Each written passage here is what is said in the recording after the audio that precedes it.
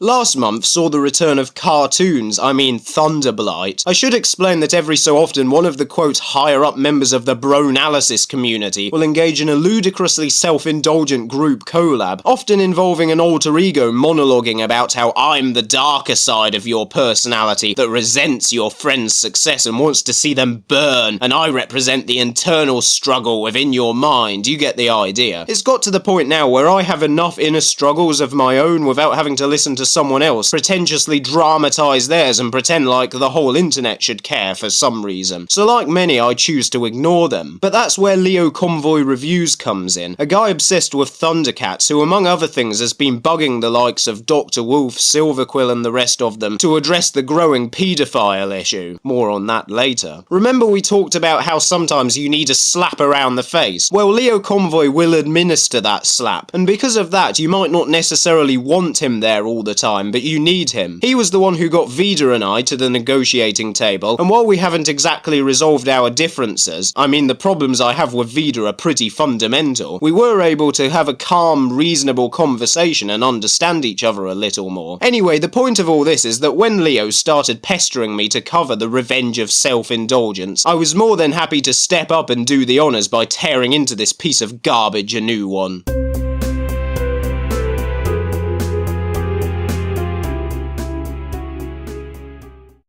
Part 1 begins with Dr. Wolf assisting Lightning Bliss with reorganising her alicorn dimension. Now don't worry, we'll be getting into the negatives soon enough, but this is actually a good opening as far as establishing what will become the core themes of the narrative. Both Bliss's attempts at coordinating her magic and the location tie neatly into her conflicts and challenge adapting to her abilities as an alicorn. Just trying to accept being an alicorn, I suppose. And what better way to do it than be in a dimension we're created in, right? It's this conflict which forms the basis of the aforementioned inner struggle represented by Thunderblight, her alter ego. Oh look, it's a mysterious book related to the original saga, I wonder what's going to happen. This does spark a poignant monologue from Bliss regarding her strong feelings about her other persona, which adds emotional weight when the transformation inevitably comes. It's just a shame it's immediately dampened by one of Dr. Wolf's lectures. I'm so ashamed of it to this day. Miss Bliss, please, no tears. I understand that it is a personality you never wanted any of us to see, but it is a part of who you are. Yeah, I know this is part of his character and it's what he does, hence I don't watch his channel, but there is a reason why having someone explain how a character works thematically does not make for good storytelling. Anyone who studies writing for 5 minutes knows that subtext and show don't tell are two key aspects of dramatic dialogue. Did you not give the same respect to Princess Celestia or Luna? They are of royalty, Miss Blight.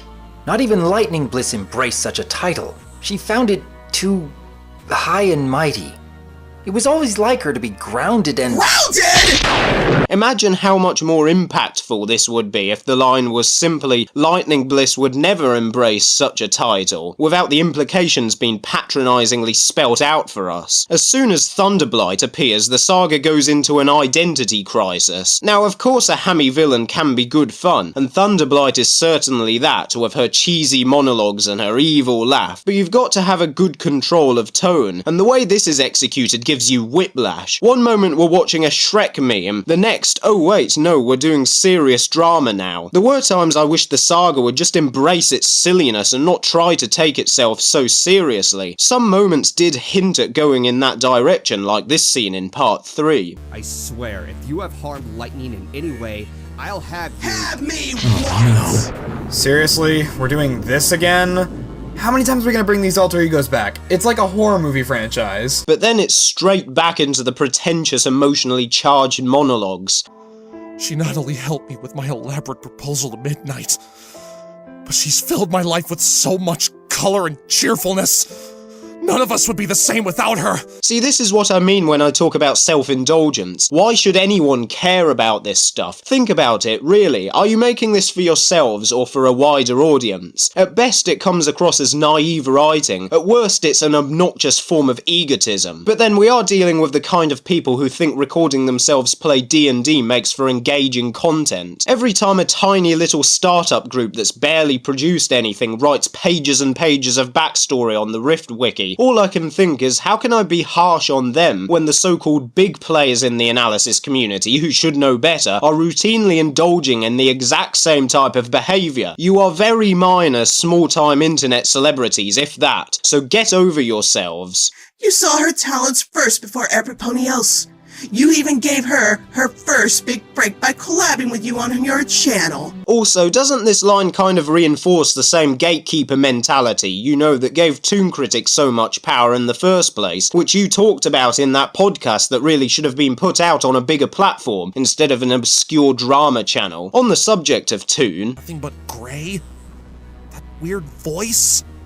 The cause of cartoon. You really went there, didn't you? When I hear people talk about bronies being mentally deficient in some way, these are the moments when I begin to see where they are coming from. Like, is this how real life works in the minds of these individuals? I can see it now, Cartoon Saga Part 3. I'm sorry, Toon. We can't associate with this anymore. We're giving you 24 hours to turn yourself in, and if you don't, we'll blast you with our friendship lasers. Still waiting for one video, one acknowledgement of Performance Major or Dusky novel, by the way. I'm not going mad here. I mean, the VA community are taking this seriously. If you think myself or Leo Convoy are just doing it for the drama or whatever, then why not follow Scribbler's example? Anyway, at danger of getting sidetracked here, let's return to the review. So Blight has been going around discording Bliss's friends by removing key personality traits, and I'm sorry, seeing Golden Fox hating Keyframe after all his love is absorbed is funny. It just is. Dr. Wolf has to be my favourite though.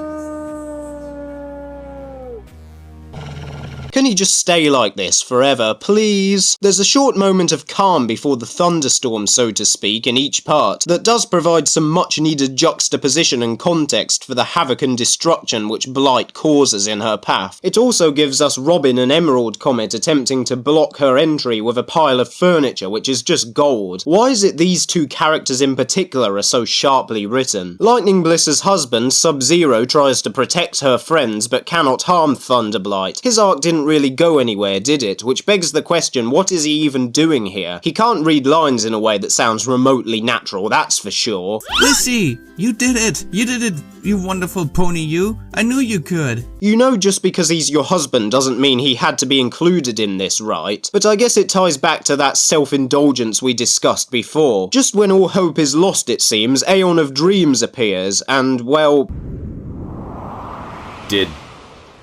Did you just deflect her attack with your butt? Nicely done, Master. Huh? What?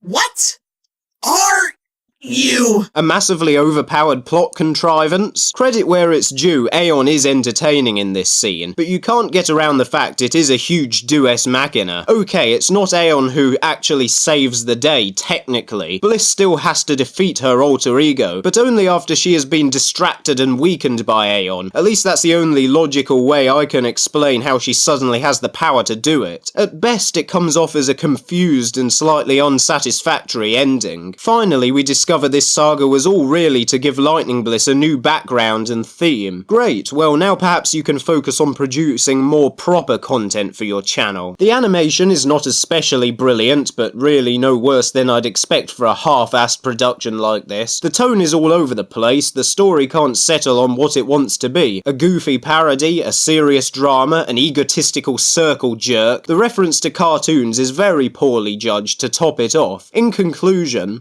Oh, so this was just a way to introduce your new design and background and intro, wasn't it? You know, you could have done it in another way that wouldn't have put the world in a metaphorical black and white hell state. 2 sentences, that's all you needed. This is Midnight Chimes waiting for the last train back to Ponyville.